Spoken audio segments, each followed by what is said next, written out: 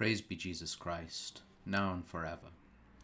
Even though the solemnity of the Ascension is on the horizon, followed by the great celebration of Pentecost and the end of the Easter season, we're still meditating on the meaning of Easter in our lives as Christians. In fact, that seems too obvious. All our lives as Christians is an exploration, meditation, and attempt to integrate the meaning of Easter into our lives on this earth.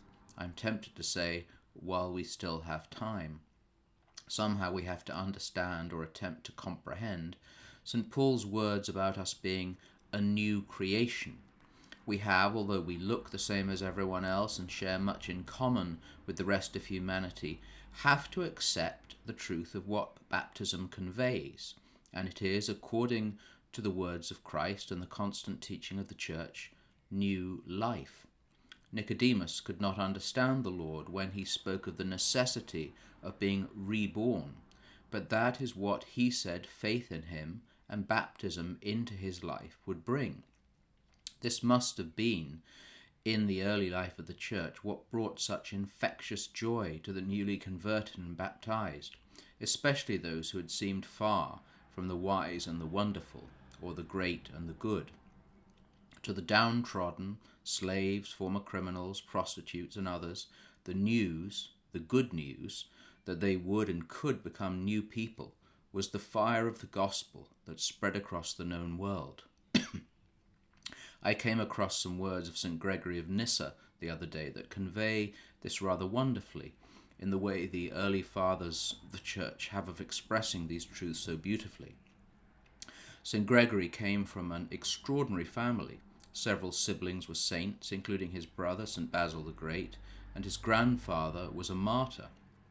They were a family that had been through intense persecution in those early centuries of the Church, lost all their worldly goods because of their fidelity to Christ, but lived the faith, the new life, to the full.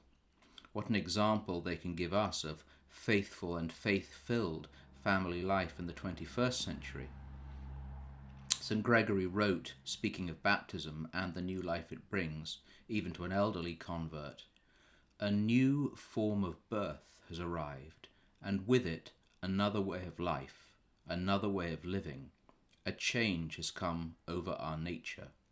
Our end," he said, "is not death, but that blessed and eternal life prepared for those who are worthy."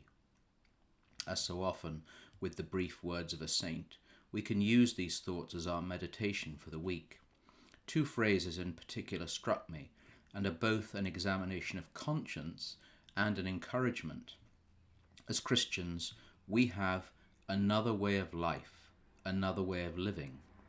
The first question, or examination, we must make, and make on a regular basis, is the simple one. Do we? Do we have another way of life? Do we have another way of living? Surely one of the reasons for the lassitude of the faith, the weakness of the faith, is that to the eye of the beholder, Christians appear to live exactly like everyone else. In most things, including personal morality and politics, many professed Christians appear to be dedicated followers of fashion.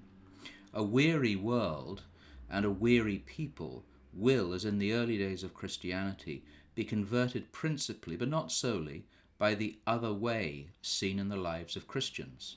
That will not mean wearing different clothes or necessarily separating from others, although the argument of fight or flight is always allowed to be entertained.